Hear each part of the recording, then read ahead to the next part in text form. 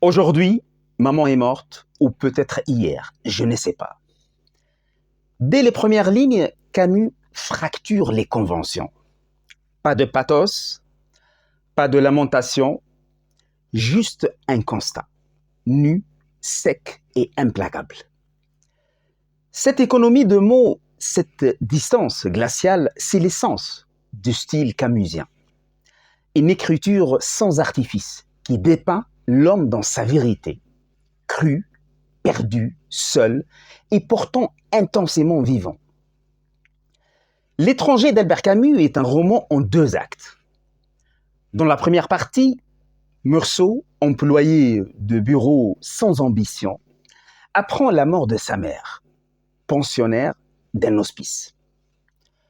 Aux funérailles, son attitude déroute. Pas de larmes, une veillée passée à fumer et à boire du café au lait, sans la moindre émotion visible.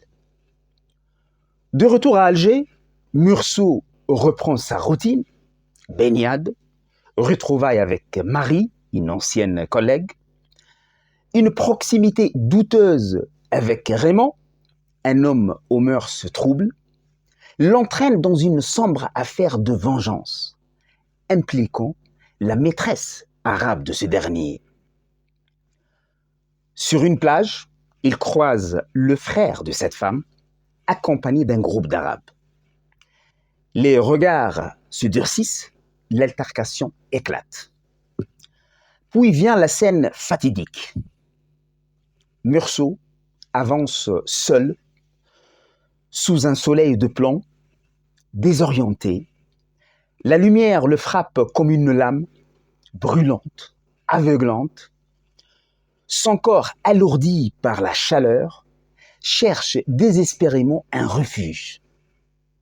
Près d'un rocher, il croit percevoir une ombre fraîche. C'est là que se tient l'Arabe, l'un des hommes croisés plus tôt.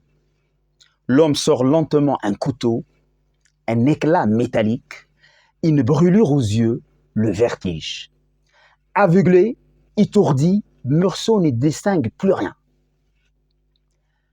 Le métal froid du revolver glisse dans sa paume moite. La gâchette cède, le coup part, comme malgré lui. Puis mécaniquement, 4 détonations sèches déchirent l'air, trouant le corps de l'Arabe déjà inerte. Je frappais à la porte du malheur, confessera-t-il plus tard. La seconde partie du roman bascule dans l'absurde judiciaire. Meursault, à la barre, voit son procès dérivé. On ne juge plus son crime, mais son âme.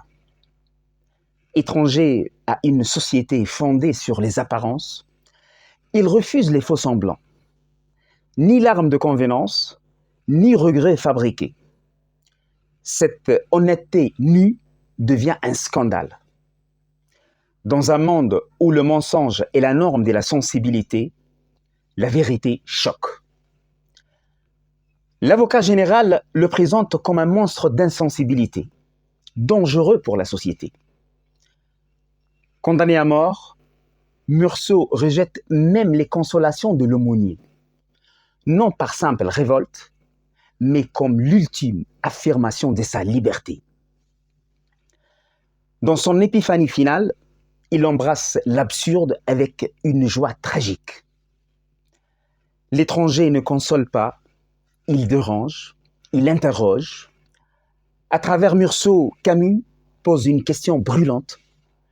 Dans un monde façonné par les conventions, peut-on demeurer sincère sans devoir en supporter le coup?